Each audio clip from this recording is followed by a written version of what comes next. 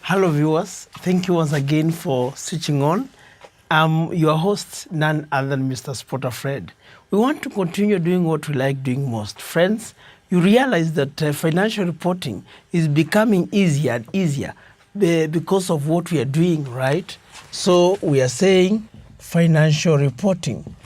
Now, today's session, one of the most, the final sessions of financial reporting, we want to talk about public sector, accounting for public sector, accounting for public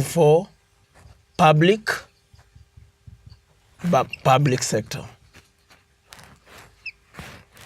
accounting for public sector.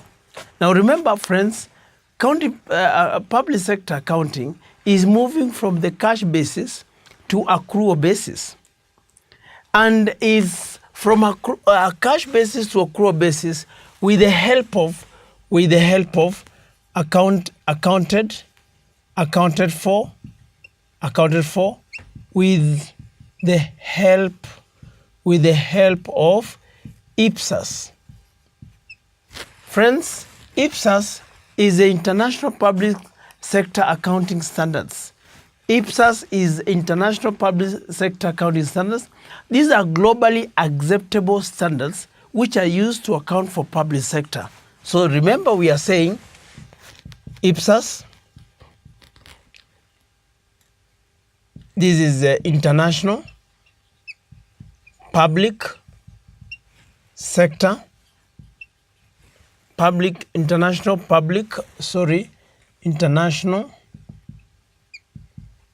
Public Sector Accounting Standards, developed by IPSAS-B. IPSAS-B is International Public Sector Accounting Standard Board, and based from or on the IFRSs.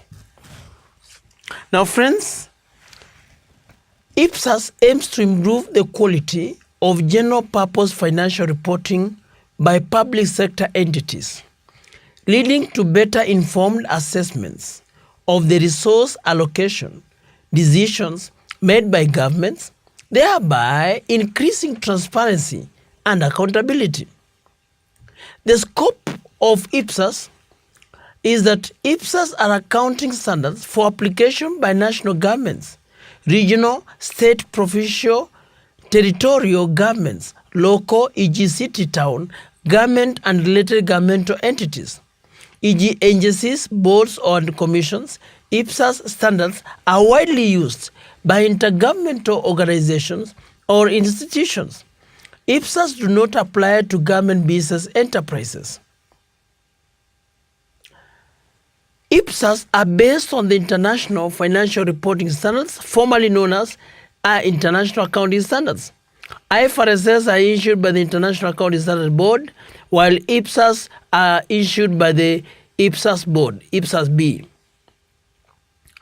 There are two types of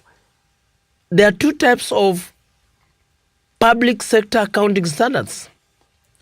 There are two types of international public sector accounting standards. That is accrual basis IPSAS and cash basis IPSAS. Two types, we are saying two types of IPSAS. That is the accrual based and cash based. Accrual based prescribes the manner in which the financial reportings should be presented under the accrual basis of accounting. It also focuses on revenue, cost, assets, liability, and equity instead of cash flow only. Most IPSAS are on accrual basis, which is in line with IFRSs, while the cash basis IPSAS prescribes the manner in which financial reporting should be presented under the cash basis of accounting, focuses on financial reporting of cash receipts, payments and balances under the cash basis of accounting. There are benefits of adopting IPSAS. 1. Accountability. 2. Quality and comparability. 3. Transparency. 4. Governance. And 5. Consistency. IPSAS will also have some qualitative characteristics or require some qualitative characteristics for financial statements. That is relevance, faithful representation, timeliness, understandability, comparability, and verifiability. Relevance, whereby capable of making a difference in achieving the objectives of financial reporting. That faithful representation that represents the economic phenomenon. It purports to represent complete, neutral, and free from error. Understandability enables users to comprehend its meaning, prepared in simple, plain language. Timeless, being available for users before it loses capacity to be useful for accountability and decision-making purposes. Comparability enables users to identify similarities in and differences between two sets of phenomenon. Variability can be collaborated. Friends, as you have seen, there are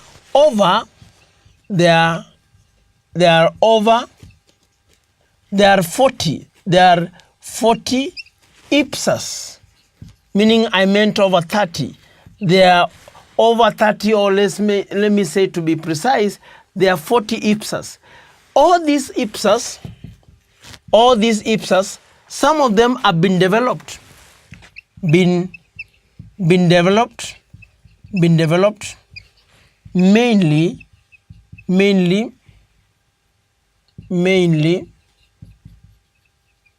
from the IFRS, unless there is a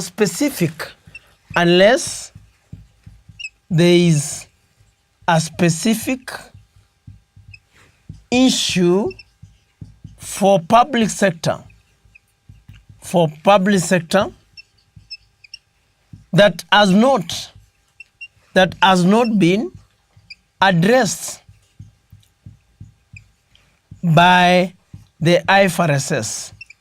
So most of them are developed from IFRS unless it's very unique issue. We'll also want to be very much interested, there are these 40, but we want to be interested with the general purpose, the general purpose financial statements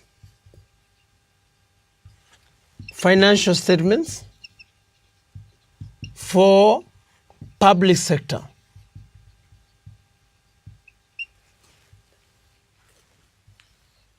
That is in respect to IPSAS 1. There are 40 standards, don't forget that. So we'll want to know the IPSAS 1. We have the IPSAS 1, the general purpose financial statements for public sector. 1 is a statement of financial performance. This is like the incomes and expenditure. We need to recognize all the incomes and we less the expenses to have the surplus or the deficit. We also have statement. We have the statement of changes in net assets or equity. We have the statement of financial position. We have the statement of financial position. We have number 4, the statement of cash flow. Statement of cash flow. However, this will be presented, statement of cash flow, this will be presented in respect to IPSAS 2. IPSAS 2 is for cash flow statement. Number 5, we have the notes to the financial statements. The notes to the financial statements. Remember, for this statement of financial performance, is similar to the income and expenditure, where our main source of incomes is from taxes. Then the result will be either a surplus or a deficit, but not a profit. We have the statement of changes in net assets. We have the statement of financial position, statement of cash flow presented just in respect to IPSAS 2, and unlike IFRS where we use IAS 7 to present a cash flow statement, then also the financial statements.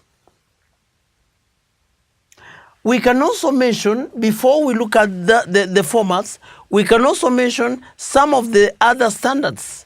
Some of the other standards involved.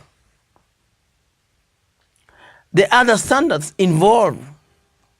One, there is IPSAS 1, the presentation of financial statements, which is similar to IAS 1.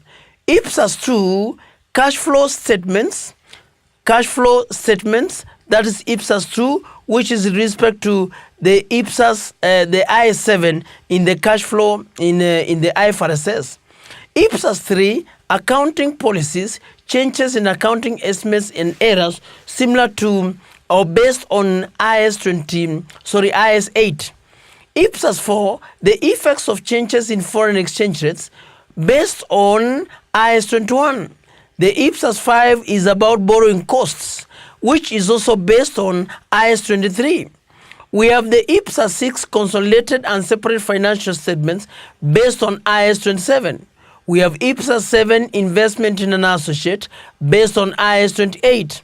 We have IPSAS 8 interest in joint venture based on IFRS 11. We have IPSAS 9 revenue from exchange transactions based on IAS 18. We have IPSAS 10 financial reporting and inflationary economies, IAS 29. The IPSAS 11 for construction contract, which is for IAS 11 and IFRS 15. Then we have the IPSAS 12 for inventories, which is based on IAS 2. There is IPSAS 13 for leases based on IAS 17. There is IPSAS 14, events after the reporting date, based on IAS 10. We have the IPSAS 15, financial instruments disclosure and presentation, based on IAS 32. Then we have IPSAS 16, investment property, that's based on IAS 40. IPSAS 17, property plant equipment, based on IAS 16. IPSAS 18, segmental reporting, based on IFRS 8. IPSAS 19, provision, contingent liabilities, and contingent assets, based on IAS 37. We have IPSAS 20, related parties, based on IAS 24. We have IPSAS 21, impairment of non-cash generating assets, IAS 36. IPSAS 22 is the disclosure of information about the general government sector. That's not applicable in IFRS. IPSAS 23, revenue from non-exchange transactions, taxes and transfers, not applicable in IFRS. IPSAS 24, presentation of budget information in financial statements, not applicable in IFRS. IPSAS 25, employee benefits, which is based on IAS 19. IPSAS 26, that is impairment of cash generating assets, based on IAS 36. IPSAS 27, based on agriculture, on IAS 41. IPSAS 28, financial instrument presentation, based on IAS 32. IPSAS 29, financial instruments recognition and measurement, IAS 39. IPSAS 30, financial instruments disclosures, IFRS 7. We have IPSAS 31, intangible assets, for IAS 38. IPSAS 32, service concession arrangement greater, IFRIC, that is IFRIC 12. IPSAS 33, first time adoption of accrual basis IPSAS, is IFRS 1. IPSAS 34, separate financial statement, based on IAS 27 and IFRS 10. IPSAS 35, consolidated statement of financial statements, is based on IFRS 10. Then IPSAS 36, investment in an associate and joint venture, that's IAS 28. We have IPSAS 37, joint arrangement, IFRS 11. IPSAS 38, disclosure of interest in other entities, IFRS 12. IPSAS 39, employee benefits, that's IAS 19. We have IPSAS 40, public sector combinations, that is based on IFRS 3 in the IFRS. That means that there is also one more item, which is the statement of comparison. The statement of comparison, the statement of comparison, the statement of comparison, or budgeted, or budgeted, or budgeted, and actuals, and actual. This is based on the IPSAS 24. The IPSAS 24. So those are some of the main items we'll want to look at. Just briefly, we'll want to look at them. That the statement of financial performance, as we say, you simply recognize the incomes and expenditure. This is what I'm saying. The number one, the statement of financial performance, How do we go about it? We simply recognize the incomes, and mainly e.g. taxes, So you recognize all the incomes here, then you less expenditure, you less government expenditure,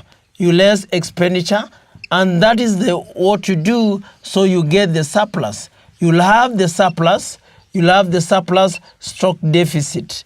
A deficit, You can have it as a surplus or as a deficit. That is the statement of financial performance. You recognize the incomes and expenses, and that's it. Fine.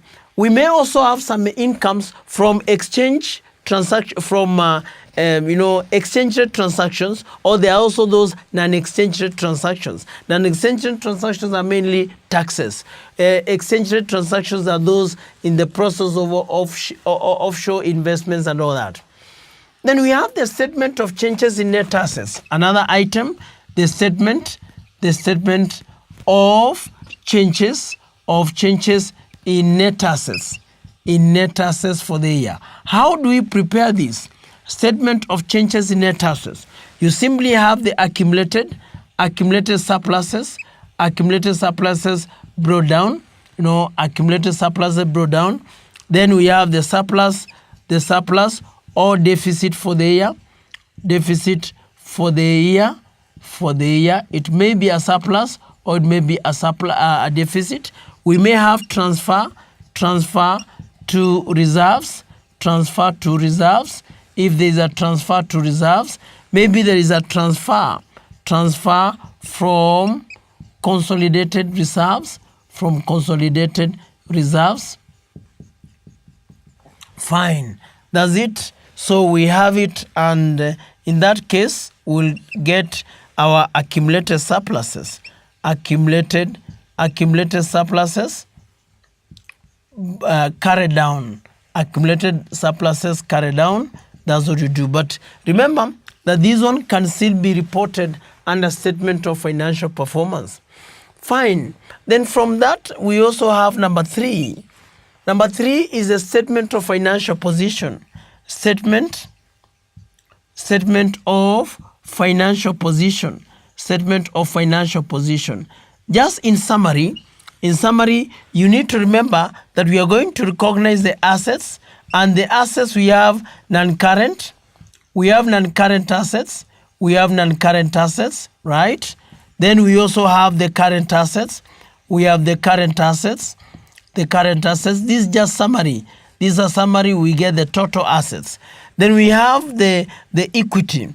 We have the equity. We have the accumulated surpluses, right? We have also the reserves. Like that. And that's it. Then we also have liabilities.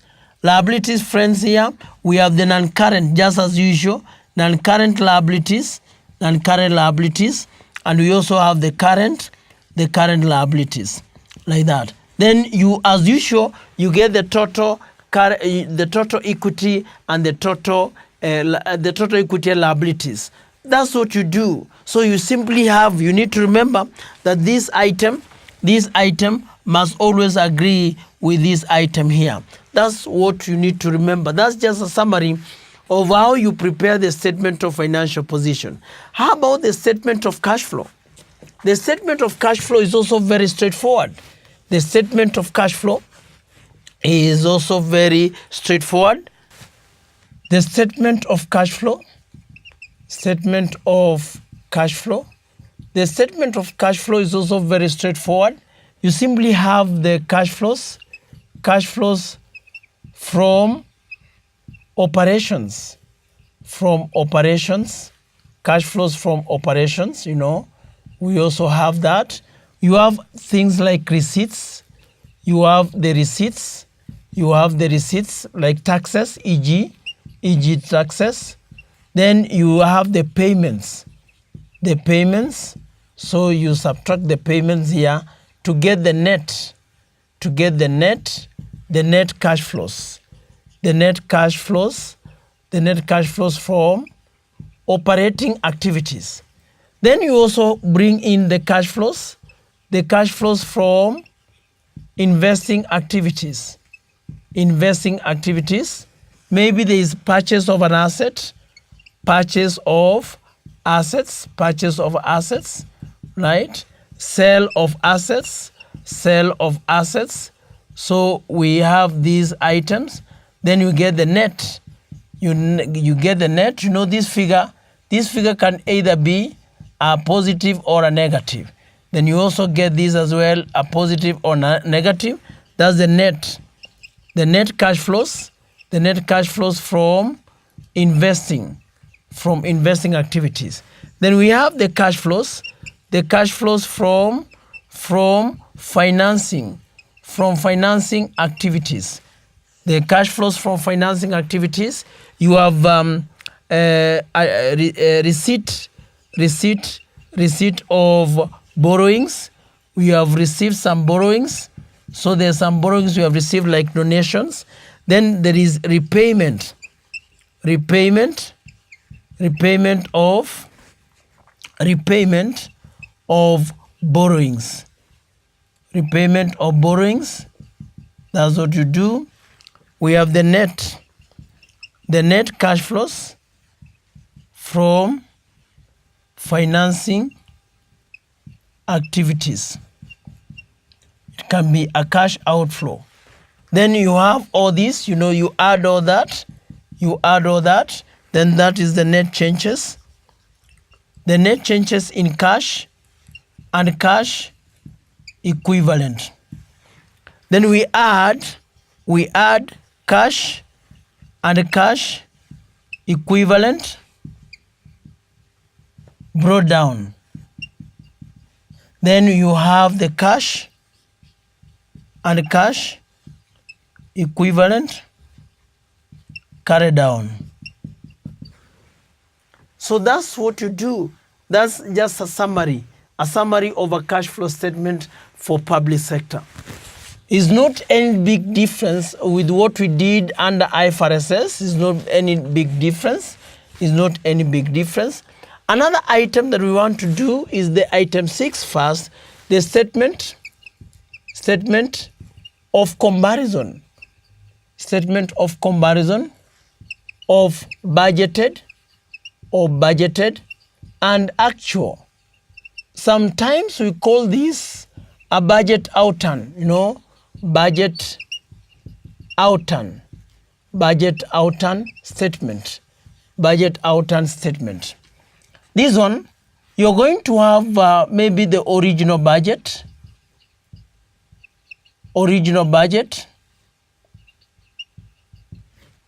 You may have some adjustments. Then you have the final budget. You have the actual. And then you have the difference. Let me try to increase my space here. You have the actual. Then you have the performance difference or variance. So this is how it is going to look like. This is how it will look like. We have the original budget. So you talk about the receipts. Like for example, taxes are the main. The adjustment, maybe the adjustment is just one item. Then we have the final budget. Then we have the actual. Then we compare this and get the variance, which can either be positive or negative. And other receipts. So we do the same for other receipts. We do the same for other receipts, which may be either positive or negative variance. So we'll have these totals. We have these totals like this. We have these totals like this. These totals like this. These totals like this. Let me call, we'll be interested with this final budget. We have these actuals and we have this, let me call this, let me use this X, right? I could have used a different color to make the touch of this item. Let me just have it as A, let me have it as B, let me have it as X. Then we also have, these are the total. Then we have the payments. The payments here, the payments we may have like maybe education, right? This one can also be donations.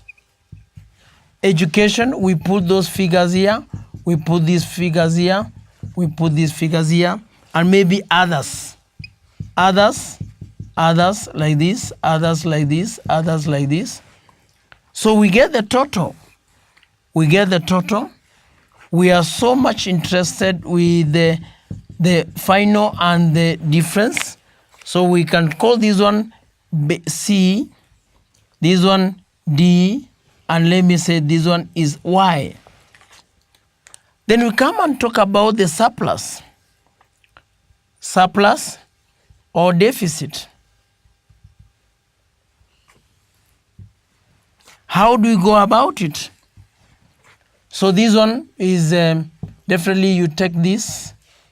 Let me call this one is K and L.